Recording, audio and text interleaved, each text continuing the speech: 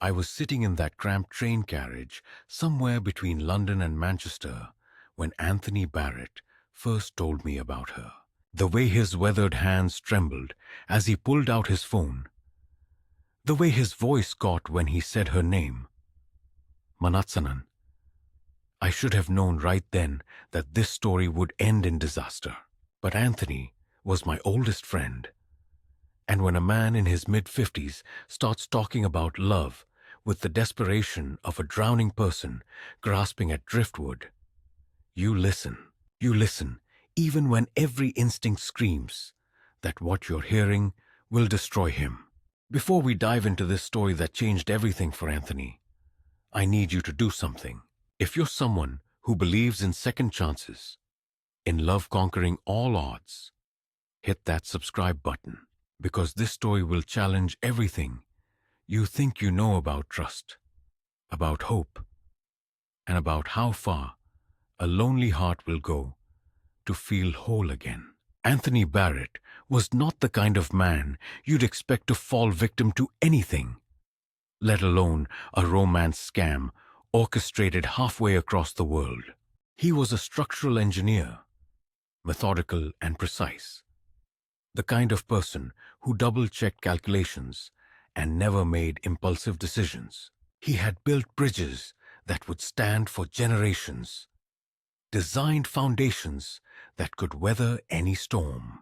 But when his wife Margaret died of cancer 3 years earlier, leaving him alone in their empty house in Bristol, Anthony discovered that all his engineering expertise couldn't build a bridge across the chasm of grief that had opened in his chest. The loneliness ate at him like rust on steel. His brother David, younger by 5 years and infinitely more cynical about human nature, watched Anthony's slow decline with growing concern. David had seen what isolation could do to a man.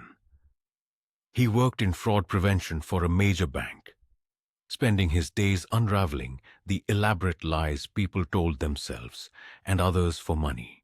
He tried to get Anthony out, tried to introduce him to women their age, tried to convince him to take up hobbies, travel, do anything except sit in that house, surrounded by Margaret's photographs and the ghost of their 30-year marriage.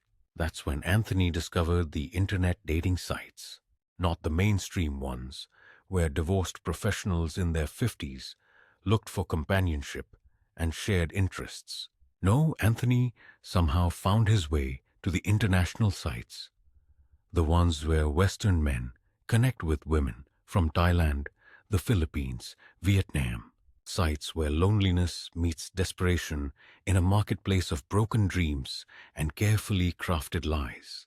Manatsanan's profile picture showed a woman in her early 30s with long black hair and eyes that seemed to hold depths of sadness and wisdom. She worked as a nurse in Surat Thani, a province in southern Thailand.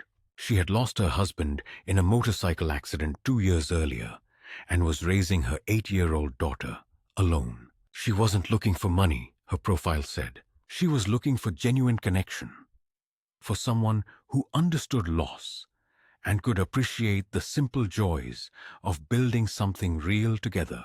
Anthony stared at that photograph for 3 hours before sending his first message. He told me later that something about her smile reminded him of Margaret.